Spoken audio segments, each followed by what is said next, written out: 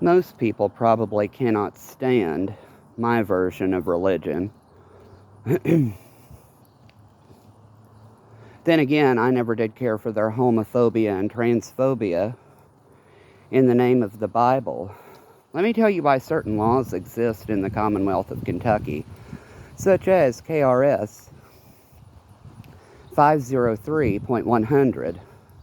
A non-dangerous patient who has expressed any ideation of suicide is fair game.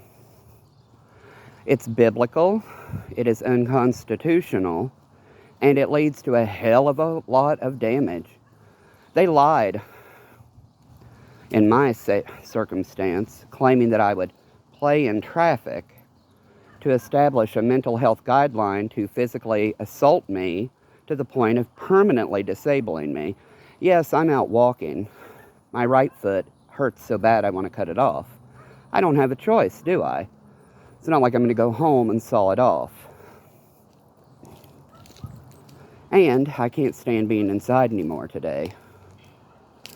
Especially after the law enforcement in this area put me through forced treatment too, due to my religion. You know, I had asked my cousin, can you take some time to help me find an attorney to handle these matters? And she didn't even mention that there were attorneys in her office building. I'm like, how fucking much does my family pretend to support me and then just hate me behind my back?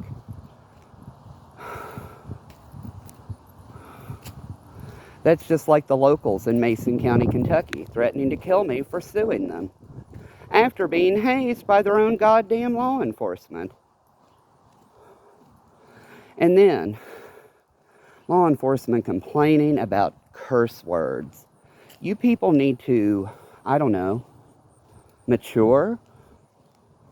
Language is part of some people's religion.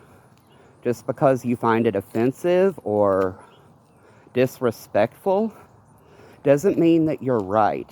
And it creates a huge liability for the taxpayer.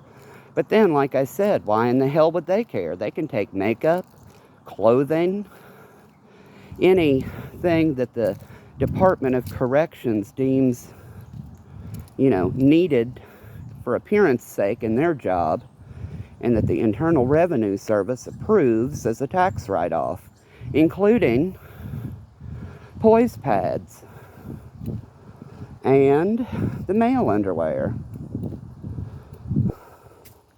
Believe me, after feeling some of the cops getting a hard-on in my ass crack while arresting me, or detaining me rather, I could understand why they would need to wear something so they didn't leak all that man juice through their pants.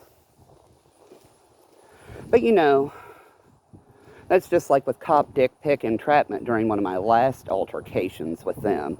No, I did not argue it as a defense. Why would I?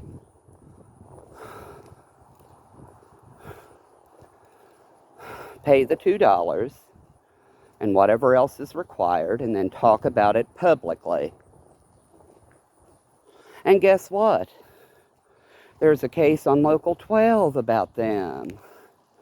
So, as I said, my story is not an isolated incident, and I put my fucking life on the line every goddamn day to point out these things, only for them to come crying to me saying, we wish you'd stop complaining about how we do things. I was mashed like a potato when I was a kid, law enforcement backing their asses up, being involved, comprehend covering it. I've had it up to here with the gaslighting.